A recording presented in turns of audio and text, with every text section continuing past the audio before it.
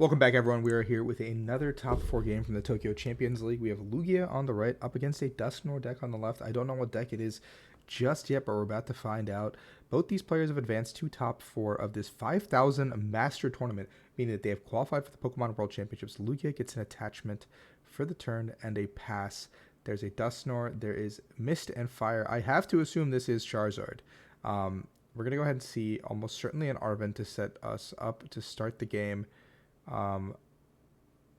Oh, we're just risking it in for the biscuit. We're just going for the Iono.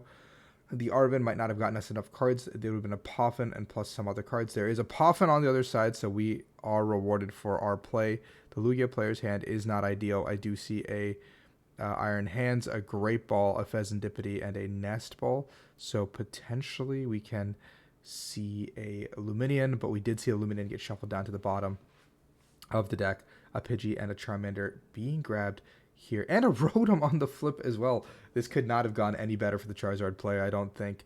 And we're going to go ahead and see 3 cards drawn with the Rotom. The draw for turn is a Research. So the Charizard player, or the Lugia player, gets bailed out by the top deck, but you do need a lot of pieces here this turn to even get the V-Star up and running. The Great Ball finding us 1 Archeops would be super ideal if we can get to that position. Even 1 Archeops would be super ideal, and then we can maybe bench the hands and try to go for that play as well. On the flip side, we just need a little bit of help there as an Archeops. Obviously, very, very good for us here to start things off. We're going to, I think, go ahead and I would bench the hands. I think it's worth benching the hands. We're going to bench Fez, no hands, Fez and the energy. The gift, we do see there is a Nest Ball on the other side and an Ultra Ball. So we do get the Ultra Ball away. And we would have gotten, so we would have actually gotten the Iron Hands play, unless the Legacy Energy is prized, because I don't know if the Legacy is prized. If it was prized, then I guess it makes sense for us not to put the hands down. 2 energies to the active, and 2 energies to the Minccino. I don't see the Legacy actually in the deck. This start is actually somehow went from pretty bad to pretty insane very, very quickly. And the Duskull will be going down as well. So the Charizard does not have a great way to get a knockout on this Minccino. And the Pheasantipity, which would be a great target to take 2 prizes, is also not a viable target right now. Charmeleon hitting the discard as well. A lot of cards in the Charizard player's hands. We're going to go ahead and Pidgeot. There's going to see the Candy Pidgeot coming out. El Clasico, as we would say. There's an Arven in the hand, but there's also an Ultra Ball.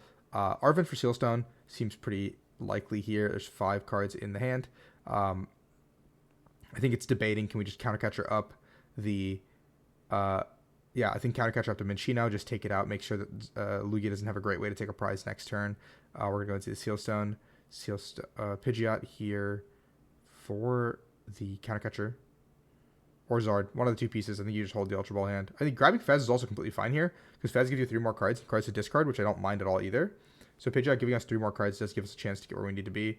I don't mind that at all, and we're going to see 3 cards off the Fez, which is kind of nice, actually. Putting the Fez down now gives Fez and Rotom both on the board as plays for the Charizard player to just give up more prizes than they need to now, because both of these 2 prize attackers, or not attackers, but 2 prize bench sitters are pretty easy boss Lugia kill targets. So even if this turn we go ahead and get Candy Zard and Countercatcher up to Cinccino, which is almost certainly the play here, or even the Fez. I think taking out the Fez might even be better, because we can go 2/2/2 at that point.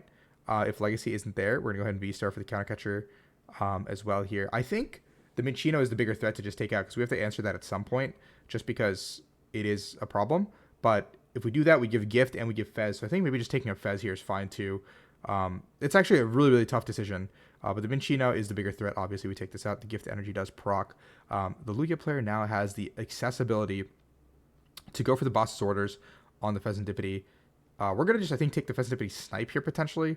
There's a Legacy energy in the hand. So I am very curious why we didn't go for the hands play last turn.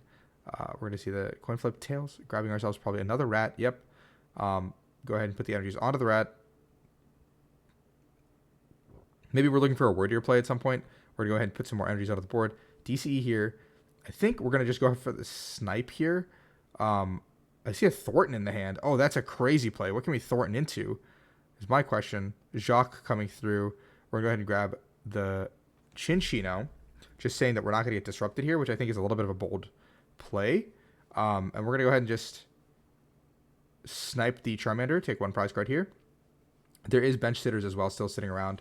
So the this turn, ideally, we do want Iono if we are the Zard player, because, I mean, you just kind of got to put ourselves in a position to play the game realistically.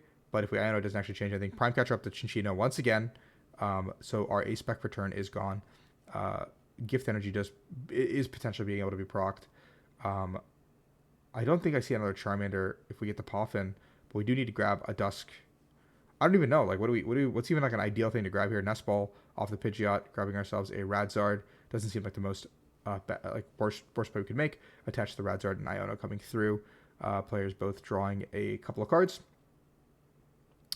I don't think we want to put back any more stuff in our deck. Rod or Puffin, I guess a Duskull seems fine. Yeah. Hands already hit the discard. The Thorton is like the most interesting piece about the Thorton Countercatcher is the most interesting two pieces about this deck to me with the Lugia list. So we're going to go ahead and see the retreat, and the Charizard takes the knockout. We're going to see 3 more cards drawn for the Lugia player before even a decision has to be made. Pheasantipity promoted once again. We're going to see the Chops coming through. Legacy, Jet, and V-Guard being grabbed, putting on the active. I think a Word Ear is about to come hit the board. If I had to guess. Luminian, Thorton. Oh my god, the Luminian Thorton play. I have to assume that Chinchino is in hand. We're not going to draw. We're going to draw 3 off the Fez. There's the Thorton. I think with the Chinchino, if we have access to it, Great Ball. We have to find it. This would be crazy. There it is. Oh my god.